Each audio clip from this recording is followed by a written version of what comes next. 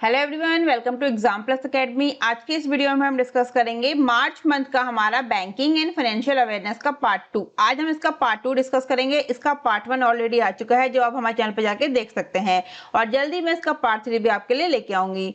और आप हमारा मार्च मंथ का complete banking and financial awareness का पीडीएफ नीचे दिए गए लिंक से डाउनलोड कर सकते हैं। और फ्रेंड्स, अगर आपने अभी तक हमारा लास्ट 6 मंथ करंट अफेयर्स का यानी कि अक्टूबर से मार्च तक का हमारा जो लास्ट 6 मंथ करंट अफेयर्स का पार्ट 1 वीडियो आ चुका है, ये आपने नहीं देखा है तो ये आप लोग हमारे चैनल पे जाकर देख सकते हैं। ये वीडियो मैंने काफी आप लोगों की जो डिमांड थी उसको ध्यान में रखते हुए बनाया है। इसमें मैंने पूरा बायलिंगुअल वीडियो है जिसमें आपको क्वेश्चन, ऑप्शन एंड कंटेंट दोनों ही लैंग्वेज में मिलेगा। हिंदी एंड इंग्लिश दोनों ही लैंग्वेज में आपको मिलेगा। तो जैसे आप लोग की डिमांड थी कि आपको हिंदी इंग्लिश दोनों ही लैंग्वेज में कंटेंट चाहिए, उसी के अकॉर्डिंग मैंने बनाया है। और अभी इसका पार्ट 1 आया है, जल्द ही मैं इसके अदर पार्ट भी लेके आऊंगी। ये हमारा कंप्लीट 6 मंथ करंट अफेयर्स है जिसे अक्टूबर से मार्च तक का बनाया गया है। ये 7 पार्ट में आपको मिलेगा और पार्ट 1 आ चुका है, अदर पार्ट्स भी जल्द ही आपको मिल जाएंगे। तो चलिए शुरू करते हैं आज का हमारा बैंकिंग अवेयरनेस का मार्च का पार्ट 2। पहला क्वेश्चन है हमारा, RBI has launched A 24/7 helpline for digital payments, what is the name of this initiative. यानी कि आरबीआई ने डिजिटल भुगतान के लिए 24/7 हेल्पलाइन शुरू की है। इस पहल का नाम क्या है, ये क्वेश्चन में पूछा गया है। तो इस पहल का क्या नाम है? इसका नाम है डिजी साथी। क्या है? डिजी साथी इस पहल का नाम है। Option A is the right answer of this question.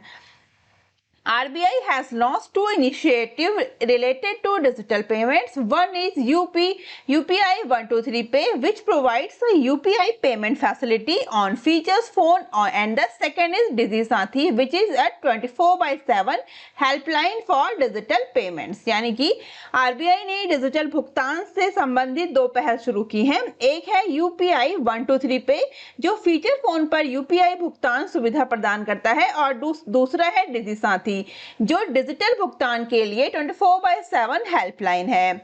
The UPI 123 Pay will provide the users of features phone the option to use UPI for making payments. For this, UPI 123 Pay presently offer for 4 medium options to the users of features phone to make UPI payments. Other important point भी मैंने आपको दिया है इसमें कि डिजी साथी digital भुगतान के लिए 24/7 हेल्पलाइन, ये सेवा जो है, ये this service will provide users with automated response on information related to digital payment product and services. Presently it is available in English and Hindi languages. अब चलते हैं हमारे नेक्स्ट क्वेश्चन पे। हमारा नेक्स्ट क्वेश्चन है, RBI has recently stopped Paytm Payments Bank Limited from onboarding new customers under which section of which RBI Act। यानी कि RBI ने हाल ही में Paytm Payments Bank Limited को RBI अधिनियम की किस धारा के तहत नए ग्राहकों को शामिल करने से रोक दिया है। तो किस एक्ट के थ्रू किया है? तो वो किया है सेक्शन 35A। राइट आंसर इसका हो जाएगा section 35A। RBI has directed Paytm Payments Bank Limited to stop the onboarding of new customers with immediate effect. The bank has also been directed to appoint an IT audit firm to conduct a comprehensive systems audit of its IT system. The RBI took the decision in exercise of its power under Section 35A of the Banking Regulation Act 1949। यानी कि RBI ने Paytm Payments Bank Limited को तत्काल प्रभाव से नए ग्राहकों के ऑनबोर्डिंग को रोकने का निर्देश दिया है, और बैंक अपने आईटी सिस्टम का व्यापक सिस्टम ऑडिट करने के लिए एक आईटी ऑडिट फर्म नियुक्त करने का भी निर्देश दिया गया है। आरबीआई ने बैंकिंग विनियमन अधिनियम 1949 की धारा 35A यानी कि section 35A of the banking regulation act 1949 के तहत अपनी शक्तियों का प्रयोग करते हुए यह निर्णय लिया है। तो याद रखिएगा, आरबीआई ने अभी हाल ही में पेटीएम पेमेंट्स बैंक लिमिटेड को आरबीआई अधिनियम की धारा के तहत 35A के सेक्शन 35A के तहत नए ग्राहकों को शामिल करने से रोक दिया है। बात कर लेते हैं हम पेटीएम पेमेंट्स बैंक की। तो पेटीएम पेमेंट्स बैंक के चेयरमैन है विजय शेखर शर्मा और एमडी एंड सीईओ है सतीश कुमार गुप्ता। हेडक्वार्टर है इसका नोएडा उत्तर प्रदेश में। ये इंपॉर्टेंट पॉइंट्स हैं और अदर इंपॉर्टेंट पॉइंट आप लोग वीडियो को पॉज करके या फिर पीडीएफ डाउनलोड करके देख सकते हैं। नेक्स्ट क्वेश्चन पे हम चलेंगे। हमारा नेक्स्ट क्वेश्चन है international monetary fund IMF has approved how much emergency support for Ukraine, यानी कि अंतरराष्ट्रीय मुद्रा कोष IMF ने यूक्रेन के लिए कितनी आपातकालीन सहायता को मंजूरी दी है? तो वो दी है $1.4 बिलियन। क्या सही इसका आंसर हो जाएगा? $1.4 billion is the right answer. The IMF has approved $1.4 billion in emergency support for Ukraine to finance expenditure and shore up the balance of payments. Ukraine has turned to financing from allies and international institutions to support its economy after the Russian invasion began on February 24। यानी कि IMF ने Ukraine के लिए व्यय वित्त पोषण और भुगतान संतुलन को बढ़ाने के लिए आपातकालीन सहायता $1.4 बिलियन को मंजूरी दी है। किसने दी है? IMF ने दी है। किसके लिए दी है? यूक्रेन के लिए। अमाउंट कितना है? $1.4 बिलियन। अदर इंपॉर्टेंट पॉइंट्स हैं इसके, आप देख सकते हैं। बात कर लेते हैं हम IMF की। तो इसकी फर्स्ट डेप्यूटी MD है गीता गोपीनाथ। हेडक्वार्टर है इसका वॉशिंगटन DC US में। MD है क्रिस्टालिना जॉर्जिवा और चीफ इकोनॉमिस्ट, जो चीफ इकोनॉमिस्ट इसकी पहले कौन थी? गीता गोपीनाथ, जो अब बन गई है फर्स्ट डेप्यूटी मैनेजिंग डायरेक्टर। और अब इसकी चीफ इकोनॉमिस्ट है, किसकी बात हो रही है यहाँ पे? IMF की। ठीक है, अबाउट द IMF यहाँ पे हम बात कर रहे हैं, इंटरनेशनल मॉनेटरी फंड। तो इंटरनेशनल मॉनेटरी फंड की चीफ इकोनॉमिस्ट है पियरी ओलिवर गुरिंचस। ठीक है, ये इंपॉर्टेंट पॉइंट्स है IMF के रिगार्डिंग, एग्जाम्स में पूछे जा सकते हैं ये क्वेश्चंस। अब चलते हैं हम नेक्स्ट क्वेश्चन पे। हमारा नेक्स्ट क्वेश्चन है Which is the first fintech to receive RBI's PPI interoperability guidelines? यानी कि RBI के PPI इंटरऑपरेबिलिटी दिशा निर्देशों को प्राप्त करने वाला पहला फिनटेक कौन सा है? तो इसका आंसर मेंशन है, चलिए कोई बात नहीं। इसका सही आंसर हो जाएगा लिवक्विक। क्या सही आंसर है इसका? Livquik is the right answer. Livquik is a prepaid payment instrument, यानी कि PPI। What is the full form of PPI? इसका फुल फॉर्म है prepaid payment instrument, is the full form of PPI। Livequick PPI issuer announced that it has achieved full interoperability for the prepaid payment instrument as mandated by the RBI. According to the firm, it is also the first PPI issuer to achieve full interoperability. PPI issuer must enable full KYC wallet interoperability by the March 31st, 2022 according to RBI rules। यानी कि PPI जो full form है इसका prepaid payment instrument, PPI जारीकर्ता लिक्विक ने घोषणा की है कि उसने अपने प्रीपेड भुगतान साधनों के लिए पूर्ण अंतरचालन हासिल कर लिया है, जैसा कि भारतीय रिजर्व बैंक द्वारा अनिवार्य है। और इस फर्म के अनुसार यह पूर्ण इंटरऑपरेबिलिटी हासिल करने वाला पहला PPI जारीकर्ता भी है। तो याद रखिएगा, ये जो पूरी तरह से इंटरऑपरेबिलिटी हासिल करने वाला पहला PPI जारीकर्ता है। और RBI के नियमों के अनुसार PPI जारीकर्ता को 31 मार्च 2022 तक पूर्ण KYC वॉलेट इंटरऑपरेबिलिटी को सक्षम भी करना होगा। तो इस क्वेश्चन में इंपॉर्टेंट है कि RBI के पहले PPI, ये फर्स्ट भी है, ऑपरेबिलिटी दिशा निर्देशों को प्राप्त करने वाला पहला फिनटेक है लिवक्विक, इसलिए ये क्वेश्चन इंपॉर्टेंट हो जाता है एग्जाम्स के पॉइंट ऑफ व्यू से। अब चलते हैं हमारे नेक्स्ट पॉइंट पे। इसके अदर पॉइंट्स भी मैंने आपको दिए हैं, आप इनको देख सकते हैं, वीडियो को पॉज करके देखिए या फिर PDF डाउनलोड करके। बात कर लेते हैं लिवक्विक की। तो लिवक्विक फाउंडेड इन 2012, हेडक्वार्टर है इसका मुंबई महाराष्ट्र में। को फाउंडर एंड CEO है मोहित लवलानी। कौन है? मोहित लवलानी इसके CEO है, किसके? लिवक्विक के। अब चलते हैं नेक्स्ट क्वेश्चन पे। नेक्स्ट क्वेश्चन है हमारा, be aware is a booklet featuring models operandi of financial frauds. The booklet has been released by which organisation? यानी कि बी अवेयर वित्तीय धोखाधड़ी के तौर तरीकों की एक पुस्तिका है और पुस्तिका किस संगठन द्वारा जारी की गई है, ये क्वेश्चन में पूछा गया है। तो ये RBI यानी कि रिजर्व बैंक ऑफ इंडिया के द्वारा ये जारी की गई है।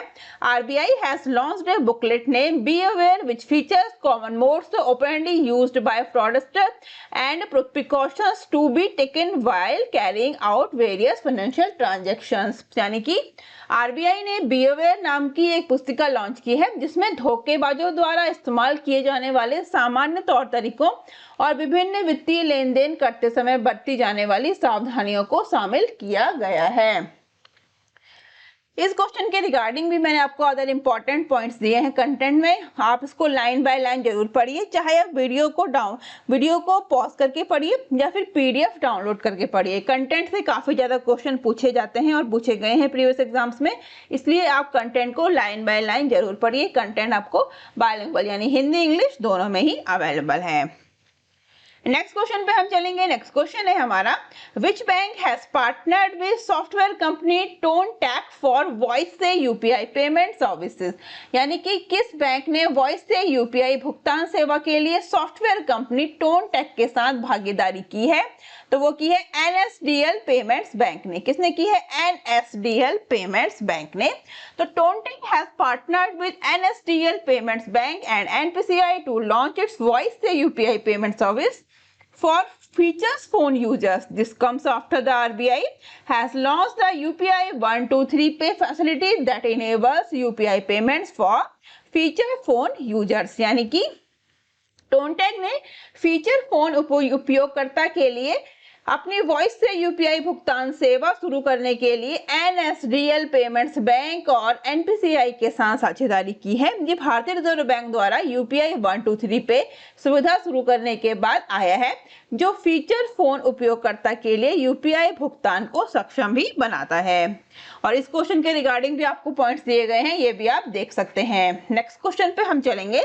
हमारा नेक्स्ट क्वेश्चन है, Which bank has won National Award for Outstanding Performance for Financial Year 2021 in recognition of its best performance in Self-Help Group Bank Linkage? यानी कि स्वयं सहायता समूह बैंक लिंकेज में अपने सर्वश्रेष्ठ प्रदर्शन की मान्यता में किस बैंक ने वित्त वर्ष 2020-21 के लिए उत्कृष्ट प्रदर्शन के लिए राष्ट्रीय पुरस्कार जीता है? ये क्वेश्चन में पूछा गया है। तो वो जीता है Jammu and Kashmir bank. Right answer क्या हो जाएगा इसका? Jammu and Kashmir bank. Union Minister of Rural Development Giriraj Singh honored the Jammu and Kashmir Bank with the National Award for Outstanding Performance for Financial Year 2021 in recognition of its best performance in Self-Help Group Bank Linkage. Kirti Sharma, Zonal Head Delhi and Jammu and Kashmir Bank accepted the award of the bank behalf from Union Minister Giriraj Singh. यानी कि केंद्रीय ग्रामीण विकास मंत्री गिरिराज सिंह ने स्वयं सहायता समूह bank linkage में अपने सर्वश्रेष्ठ प्रदर्शन के लिए जम्मू एंड कश्मीर बैंक को वित्त वर्ष 2020-21 के लिए उत्कृष्ट प्रदर्शन के लिए राष्ट्रीय पुरस्कार से सम्मानित किया है। और कीर्ति शर्मा जो जोनल हेड है दिल्ली की जेएंडके बैंक ने केंद्रीय मंत्री गिरिराज सिंह से बैंक की ओर से पुरस्कार स्वीकार किया है। और अदर इंपॉर्टेंट पॉइंट्स हैं, आप देख सकते हैं। नेक्स्ट क्वेश्चन पे हम चलेंगे। नेक्स्ट क्वेश्चन है हमारा, what is the interest rate fixed by EPFO on provident fund deposits for the financial year 21-22? यानी कि वित्तीय वर्ष 2021-22 के लिए भविष्य निधि पर ईपीएफओ द्वारा निर्धारित ब्याज दर क्या है? तो वो है 8.10%। Option B is the right answer of this question.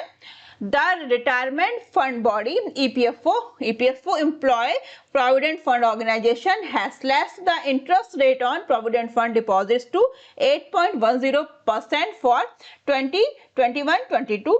This rate is 0.4% lower than the previous year. The interest rate on PF deposits was 8.5% in 2021 and 29-20. यानी कि सेवानिवृत्त निधि निकाय ईपीएफओ ने 21-22 के लिए भविष्य निधि पर जमा पर ब्याज दर घटाकर 8.10% कर दी है। यह दर पिछले साल की तुलना में 0.4% कम है और पीएफ जमा पर ब्याज दर 2020-21 और 19-20 में 8.5% थी। तो 8.5% थी और अभी जो है ये कितना कर दी है? 0.4% लोअर। पहले के कंपेयर में इसको 0.4% कम कर दिया गया है। अदर इंपॉर्टेंट इसमें पॉइंट्स दिए गए हैं। This is lowest is more than 4 decades. EPFO has credited 8% as interest rate in 1977-78. Since then, it has been either 8.25% or more. Next question है हमारा, who has been appointed as the new chairman of IRDAI in 2022? यानी कि 2022 में IRDAI के नए अध्यक्ष के रूप में किसे नियुक्त किया गया है, ये क्वेश्चन में पूछा गया है। तो नियुक्त किया गया है देवाशीष पांडा। राइट आंसर क्या हो जाएगा? Debasish Panda is the right answer. Debasish Panda has appointed as the chairman of the IRDAI यानी कि insurance regulatory and development authority of India. He is a former financial service secretary. तो देवाशीष पांडा को IRDA के अध्यक्ष के रूप में नियुक्त किया गया है। वह एक पूर्व वित्तीय सेवा सचिव भी हैं। IRDA के अध्यक्ष का पद सुभाष चंद्र खुंटिया के कार्यकाल के पूरा होने से मई 2021 से खाली था, यानी कि इससे पहले कौन थे IRDA के चेयरमैन? वो थे सुभाष चंद्र खुंटिया। कौन थे? सुभाष चंद्र खुंटिया। और अब कौन बन गए हैं? अब बन गए हैं देवाशीष पांडा। बात कर लेते हैं IRDAI की। तो IRDA फाउंडेड इन 1999, हेडक्वार्टर है इसका हैदराबाद में। ये इंपॉर्टेंट है कि इसका हेडक्वार्टर जो है वो हैदराबाद में है। काफी लोग कंफ्यूज होकर इसका हेडक्वार्टर मुंबई ही टिक कर लेते हैं, क्योंकि बहुत सारे फाइनेंशियल इंस्टीट्यूशन का जो हेडक्वार्टर है, बैंक्स के हेडक्वार्टर्स हैं, वो मुंबई है। तो इसलिए बहुत सारे लोग IRDAI का भी जो है वो गलत टिक करके आ जाते हैं मुंबई। लेकिन इसका याद रखिएगा कि इसका हेडक्वार्टर जो है वो हैदराबाद में है IRDAI का। नेक्स्ट क्वेश्चन पे हम चलेंगे। नेक्स्ट क्वेश्चन है हमारा, which health insurance company has launched Star Women Care insurance policy, यानी कि किस स्वास्थ्य बीमा कंपनी ने Star Women Care insurance policy launch की है? तो वो लॉन्च की है Star Health and Allied Insurance Company. Right answer क्या हो जाएगा? Option D, Star Health and Allied Insurance Company. The Star Health and Allied Insurance Company Limited, a health insurance company, launched Star Women Care Insurance Policy. It is a women-centric comprehensive health cover specially designed to protect the healthcare needs of women at every stage of their lives. यानी कि Star Health and Allied Insurance Company Limited एक स्वास्थ्य बीमा कंपनी ने star महिला देखभाल बीमा पॉलिसी लॉन्च की है। यह एक महिला केंद्रित व्यापक स्वास्थ्य कवर है, जिसे विशेष रूप से महिलाओं के जीवन के हर चरण में स्वास्थ्य संबंधी जरूरतों की रक्षा के लिए डिजाइन किया गया है। इसी क्वेश्चन के रिगार्डिंग जो आपको पॉइंट्स जो इंपॉर्टेंट हैं वो मैंने दिए हैं, हिंदी एंड इंग्लिश दोनों में ही। ये पॉइंट्स आप जरूर पढ़िए, चाहे वीडियो को पॉज करके पढ़िए या फिर आप PDF डाउनलोड करके पढ़िए। इस किसी भी क्वेश्चन के रिगार्डिंग जो मैं आपको कंटेंट प्रोवाइड कराती हूँ पॉइंट बाय पॉइंट, वो है इंग्लिश और हिंदी में अवेलेबल होता है। कंटेंट से भी काफी ज्यादा क्वेश्चन पूछे जाते हैं, क्योंकि क्वेश्चन आजकल काफी डीप में पूछे जाते हैं, इसलिए आप लोग कंटेंट को जरूर पढ़िए। ये मैं आपको एक बार फिर बोलती हूँ, आप वीडियो को पॉज करके पढ़िए या फिर PDF डाउनलोड करके पढ़िए, लेकिन कंटेंट को कंप्लीट आपने पढ़ना है लाइन बाय लाइन किसी भी क्वेश्चन के रिगार्डिंग, क्योंकि कंटेंट से भी क्वेश्चन आते हैं। जरूरी नहीं है जो क्वेश्चन पूछा गया है मैंने वो सेम वही क्वेश्चन रहेगा, क्वेश्चन डीप में आते हैं एग्जाम्स में। बात कर लेते हैं star Health and Allied Insurance company की। तो स्टैब्लिशमेंट हुआ था 2006 में। इसका हेडक्वार्टर है चेन्नई तमिलनाडु में और इसके डायरेक्टर एंड CEO कौन है? जगन्नाथन। किसकी बात हो रही है यहाँ पे? Star Health and Allied Insurance company की। चलते हैं हमारे नेक्स्ट क्वेश्चन पे। हमारा नेक्स्ट क्वेश्चन है, which of these is not a part of all India financial institution under RBI, यानी कि इनमें से कौन RBI के तहत अखिल भारतीय वित्तीय संस्थान का हिस्सा नहीं है? तो कौन नहीं है? सेबी। सेबी इसका सही आंसर हो जाएगा। क्या पूछा गया है क्वेश्चन, ध्यान से पढ़िए कि ऑल इंडिया फाइनेंशियल इंस्टीट्यूशन, तो कौन सा है जो all India financial institution under RBI के जो भी अंडर में है उसका पार्ट नहीं है? तो साफ इसमें मेंशन हो रहा है कि एक्सिम बैंक है, NHB बैंक है, नाबार्ड है, तो सेबी जो है वो डिफरेंट है, तो सेबी इसका पार्ट नहीं है। RBI has announced that National Bank for Financing Infrastructure and Development (NABFID) will be regulated and supervised by it as an all India financial institution under the RBI Act 1934. NABFID will be regulated and supervised by RBI as an AIFI under section 45L and 45N of the RBI Act 1934। यानी कि RBI ने घोषणा की है कि national bank for financial infrastructure and development, short में इसको बोलेंगे NABFID, इसका फुल फॉर्म आप लोग जरूर देखिए, को RBI अधिनियम 1934 के तहत एक अखिल भारतीय वित्तीय संस्थान के रूप में विनियमित और पर्यवेक्षण किया जाएगा। RBI अधिनियम 1934 की धारा 45L और 45N के तहत AIFI के रूप में RBI द्वारा NABFID को विनियमित और पर्यवेक्षण किया जाएगा। NABFID के चेयरमैन कौन है? KV कामत है। और presently RBI has 4 AIFIs under it, namely Exim Bank, NABARD, NHB and SIDBI. NABFID will be the 5th AIFI under RBI. ये पॉइंट इंपॉर्टेंट है इसलिए मैंने इसको हाईलाइट किया है। इसको आप जरूर देखिए कि प्रेजेंटली जो RBI में 4 AIFI है इनके नाम क्या है? Exim Bank, NABARD, NHB and SIDBI.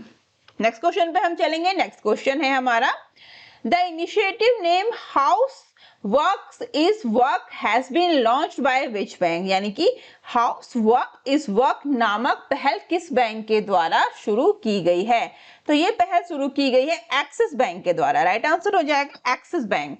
Axis Bank has launched the House Work is Work project, which provides possibilities for those who want to return to their workforce. In an interview about the bank recent hiring initiative House Work is Work, यानी कि कार्यबल में शहरी शिक्षित महिलाओं की कम भागीदारी के कारण एक्सिस बैंक ने हाउस वर्क इज वर्क परियोजना शुरू की है, जो उन लोगों के लिए संभावनाएं प्रदान करती है जो कार्यबल में वापस आना चाहते हैं। और एक्सिस बैंक के अध्यक्ष और प्रमुख HR राजकमल वेम्पति ने बैंक की हालिया हायरिंग पहल हाउस वर्क इज वर्क के बारे में एक साक्षरता में ये कहा है।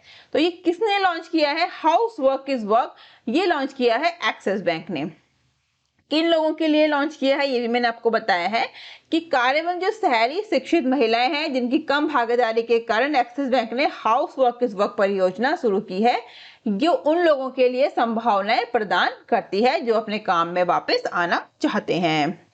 अगर इंपॉर्टेंट पॉइंट है इसके ये देख सकते हैं कि इस पहल के पीछे का इरादा इन महिलाओं को ये विश्वास दिलाना है कि वे रोजगार के योग्य हैं, उनके पास कौशल है और वे एक बैंक में विभिन्न नौकरी की भूमिकाओं में फिट हो सकते हैं, और ये इन महिलाओं को काम पर वापस लाने के बारे में है। यानी कि the intent behind this initiative is to give these women to confidence that they are employable, that they have skills and that they can fit in various job roles in a bank, and it is about getting these women back to work. अब चलते हैं हमारे next question पे। हमारा next question है, payment tech startup Agilient technology has been acquired by, यानी कि payment tech startup Agilient technology का अधिग्रहण किसके द्वारा किया गया है, ये क्वेश्चन में पूछा गया है। तो वो किया गया है रेजर पे। राइट आंसर इसका हो जाएगा रेजर पे। Razorpay, a fintech unicorn, announced that the purchase of Aziliant Technology, a renowned fintech business that provides bank with payments technology solution for an undisclosed sum. Aziliant is a Pune-based startup that offer banks and financial institutions mobile first API enabled and cloud ready payment processing tools. यानी कि एक fintech unicorn Razorpay ने एक अज्ञात राशि के लिए एक प्रसिद्ध फिनटेक व्यवसाय एजिलिएंट टेक्नोलॉजी को खरीदने की घोषणा की है, जो बैंकों को भुगतान प्रौद्योगिकी समाधान प्रदान करता है। एजिलिएंट पुणे स्थित एक स्टार्टअप है जो बैंकों और वित्तीय संस्थानों को मोबाइल फर्स्ट API सक्षम और क्लाउड रेडी भुगतान प्रसंस्करण उपकरण प्रदान करता है। अगर इंपॉर्टेंट पॉइंट्स हैं इस क्वेश्चन के रिगार्डिंग हिंदी इंग्लिश दोनों में, इनको आप देख सकते हैं वीडियो को पॉज करके या फिर PDF डाउनलोड करके।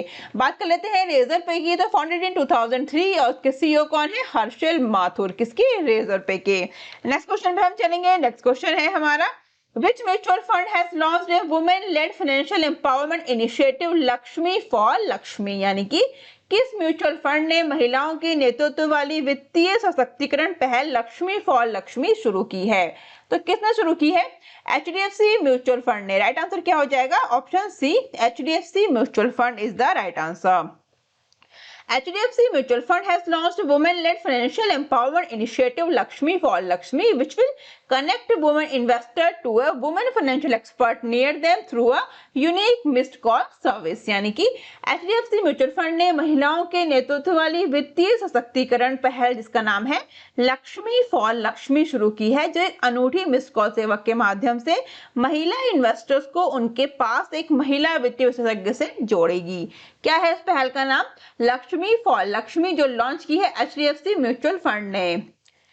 अदर इंपॉर्टेंट पॉइंट है इस क्वेश्चन के रिगार्डिंग, हिंदी इंग्लिश दोनों में, आप वीडियो को पॉज करके या फिर पीडीएफ डाउनलोड करके इनको देख सकते हैं। बात कर लेते हैं एचडीएफसी बैंक की। तो एचडीएफसी बैंक का हेडक्वार्टर है Mumbai Maharashtra, founded in August 1994। CEO है शशिधर जगदीशन और चेयरमैन है अतनु चक्रवर्ती। और टैगलाइन क्या है एचडीएफसी बैंक का? We understand your word. HDFC bank की बात हो रही है यहाँ पे, तो एचडीएफसी बैंक का टैगलाइन है वी अंडरस्टैंड योर वर्ड। हम चलते हैं नेक्स्ट क्वेश्चन पे। हमारा नेक्स्ट क्वेश्चन है Zeta has partnered with which of the following company to power next generation credit processing for banks fintechs. यानी कि जेटा ने बैंकों फिनटेक के लिए नेक्स्ट जेन क्रेडिट प्रोसेसिंग को पावर देने के लिए निम्नलिखित में से किस कंपनी के साथ साझेदारी की है, ये क्वेश्चन में पूछा गया है। तो वो की है मास्टर कार्ड के साथ। राइट आंसर हो जाएगा इसका master card. Mastercard and Jeta, a financial tech startup that provides next generation credit card processing to banks and fintechs, established a 5-year worldwide agreement today. As part of the deal, the companies will work together to create credit cards with issuer all around the world using Jeta modern cloud native and API ready credit processing stack। यानी कि Mastercard और Jeta ने एक वित्तीय तकनीकी startup जो बैंकों और फिनटेक को अगली पीढ़ी के क्रेडिट कार्ड प्रसंस्करण प्रदान करता है, इसने आज 5 साल का विश्वव्यापी समझौता किया है। और इस सौदे के हिस्से के रूप में कंपनी जेटा के आधुनिक क्लाउड नेटिव और API ready credit processing stack का उपयोग करके दुनिया भर की जारीकर्ता के साथ क्रेडिट कार्ड बनाने के लिए मिलकर काम करेगी। तो याद रखिएगा मास्टर कार्ड और जेटा ने जेटा ने बैंकों फिनटेक के लिए नेक्स्ट जेन क्रेडिट प्रोसेसिंग को पावर देने के लिए मास्टर कार्ड के साथ साझेदारी की है। और इस क्वेश्चन के रिगार्डिंग अदर इंपॉर्टेंट पॉइंट आपको दिए गए हैं जो आप देख सकते हैं वीडियो को पॉज करके या फिर पीडीएफ डाउनलोड करके। नेक्स्ट क्वेश्चन पे हम चलेंगे। हमारा नेक्स्ट क्वेश्चन है name the IAS officer who has been appointed as the new chairperson of National Financial Reporting Authority NFRA. What is the full form of NFRA? इसका full form हो जाएगा National Financial Reporting Authority. उस IAS अधिकारी का नाम बताइए जिसने राष्ट्रीय वित्तीय रिपोर्टिंग प्राधिकरण का नया अध्यक्ष नियुक्त किया गया है। तो किसको किया गया है ये क्वेश्चन में पूछा गया है, तो किया गया है अजय भूषण पांडे। राइट आंसर इसका हो जाएगा Ajay Bhushan Pandey. Ajay Bhushan Pandey has been appointed as the chairman of the National Financial Reporting Authority (NFRA) for a period of 3 years. Ajay Bhushan Pandey, a 1984 batch Maharashtra cadre IAS officer, retired as revenue secretary in February last year. यानी कि अजय भूषण पांडे को 3 साल की अवधि के लिए NFRA का अध्यक्ष के रूप में नियुक्त किया गया है और 1984 बैच के महाराष्ट्र कैडर के आईएएस ऑफिसर हैं जो पिछले साल फरवरी में राजस्व सचिव के पद से रिटायर हुए हैं। इस पिक्चर में आप देख सकते हैं ये हैं Ajay Bhushan Pandey. Other important point आप वीडियो को पॉज करके देख सकते हैं। थोड़ा हम एनएफआरए के बारे में जाने तो NFRA act as independent regulator for the auditing profession. The body has power to review the financial statement of companies, can seek explanation and irregularities with respect to accounting and auditing issues. The setting up of the NFRA in envisaged under the Companies Act 2013 was approved by the Cabinet in May 2018. तो NFRA auditing पेशे के लिए एक स्वतंत्र नियामक के रूप में काम करता है और निकाय के पास कंपनियों को वित्तीय विवरण की समीक्षा करने, स्पष्टीकरण मांगने और लेखांकन और लेखा परीक्षा मुद्दों के संबंध में अनियमितताओं की जांच करने की शक्तियां हैं। और कंपनी अधिनियम 2013 के तहत परिकल्पित एनएफआरए की स्थापना को कैबिनेट ने मई 2018 में मंजूरी दी थी। अब चलते हैं हमारे नेक्स्ट क्वेश्चन पे। हमारा नेक्स्ट क्वेश्चन है who among the following has been appointed as the new member of SEBI. यानी कि निम्न में से किसे सेबी के नए सदस्य के रूप में नियुक्त किया गया है? तो किया गया है अश्विनी भाटिया को। राइट आंसर इसका हो जाएगा Ashwini Bhatia. The cabinet has appointed Ashwini Bhatia MD of State Bank of India, whole time member of the SEBI Security and Exchange Board of India. यानी कि कैबिनेट ने एसबीआई के एमडी अश्विनी भाटिया को सेबी का पूर्णकालिक सदस्य नियुक्त किया है। यानी कि होल टाइम मेंबर किसको? अश्विनी भाटिया को, जो एसबीआई के एमडी हैं। किसने किया है? सेबी ने। अदर इंपॉर्टेंट पॉइंट आप देख सकते हैं in August 2020 Ashwini Bhatia who will be retiring in May 2022 that is the air was promoted to the post of MD of SBI. यानी कि अगस्त 2020 में अश्विनी भाटिया, जो इस साल मई 2022 में रिटायर होंगे, और एसबीआई के एमडी के पद पर पदोन्नत किया गया था। नेक्स्ट क्वेश्चन है हमारा, For how long has tenure of Tapan Singhel MD and CEO Bajaj Allianz General Insurance been extended? यानी कि बजाज एलियांज जनरल इंश्योरेंस के एमडी और सीईओ तपन सिंघल का कार्यकाल कितने समय के लिए बढ़ाया गया है, ये क्वेश्चन में पूछा गया है। तो उनका बढ़ाया गया है 5 साल के लिए। 5 year is the right answer of this question. Bajaj Allianz General Insurance has announced a 5-year extension for its MD and CEO Tapan Singhel. Bajaj Allianz General Insurance said in a statement that the new term will begin on April 1st, 2022. यानी कि Bajaj Allianz general insurance ने अपने MD और CEO तपन सिंघल के लिए 5 साल के विस्तार की घोषणा की है।